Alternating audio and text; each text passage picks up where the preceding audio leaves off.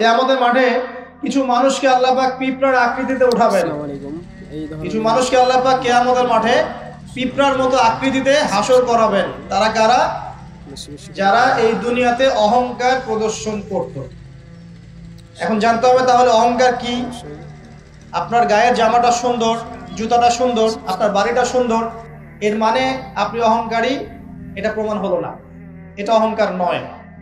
নবী সাল্লাল্লাহু আলাইহি ওয়াসাল্লাম বলেছেন অহংকার হচ্ছে দুটো জিনিসের সমন্বয়। একটা হচ্ছে মানুষকে তুচ্ছ তাচ্ছিল্য করা এবং সত্যকে প্রত্যাখ্যান করা। বাতারুল হাক্কি ওয়া গামতুন নাস, মানুষকে তুচ্ছ তাচ্ছিল্য করা এবং সত্য মানে আল্লাহ পাকের বিধান যেটা সত্য এটাকে অস্বীকার করা, এটা হচ্ছে অহংকার। ইবলিসের জ্ঞান ছিল না? ইবলিস কি আবেদ ছিল কিনা? আবেদ বোঝেন কিনা? আবেদ মানে যে প্রচুর ইবাদত বন্দেগী করেছে আল্লাহ পাকের। ইবলিস কি আল্লাহর ইবাদত করে নাই? আল্লাহ পাক কি তাকে অনেক উঁচু মর্যাদা দেননি? কেন তাহলে সে চিরস্থায়ী জাহান্নামী হচ্ছে? উত্তর কি? একটা আদেশ আল্লাহ পাক করেছিলেন আদম আলাইহিস সালামকে সিজদা করার। ওয়াইয কুলনা লিল মালাইকাতি ইসজুদু লিআদম ফাসাজাদু ইল্লা ইবলিস। আল্লাহ পাক ফেরেশতা মণ্ডলী সবাইকে বলেছিলেন যে আদমের সামনে সিজদা করো, সম্মানের সিজদা করো। কেন সিজদা করতে হবে? কারণ আদম আলাইহিস সালামকে আল্লাহ পাক নিজ হাতে সৃষ্টি করেছেন এবং তাকে আল্লাহ পাক সমস্ত জ্ঞান শিক্ষা দিয়েছেন। জ্ঞানের কারণে আদম আলাইহিস সালাম এখানে সুপিরিয়র। আল্লাহ পাক ফেরেশতাদেরকে ডেকে বলছেন তোমরা আদমের সামনে সিজদা করো। ইবলিস কিন্তু ফেরেশতা নয়, সে কিন্তু জিন। আল্লাহ পাক ফেরেশতাদেরকে বলছেন সিজদা করো, মানে কিন্তু এই নয় যে ইবলিসও ফেরেশতা। ইবলিস কিন্তু ফেরেশতা নয়, সে কিন্তু জিন জাতির অন্তর্ভুক্ত ছিল। এর দলিল সূরা কাহফের মধ্যে আছে, কানা মিনাল জিন ফাফাসাকা আন আমরি রাব্বি। ইবলিস জিন জাতির অন্তর্ভুক্ত একজন সত্তা ছিল। সে সিজদা করলো না, যুক্তি দিল, একটা বাতিল কিয়াস করলো, সেটা হচ্ছে খালাকতানি মিন নার ওয়া খালাকতাহু মিন তিন।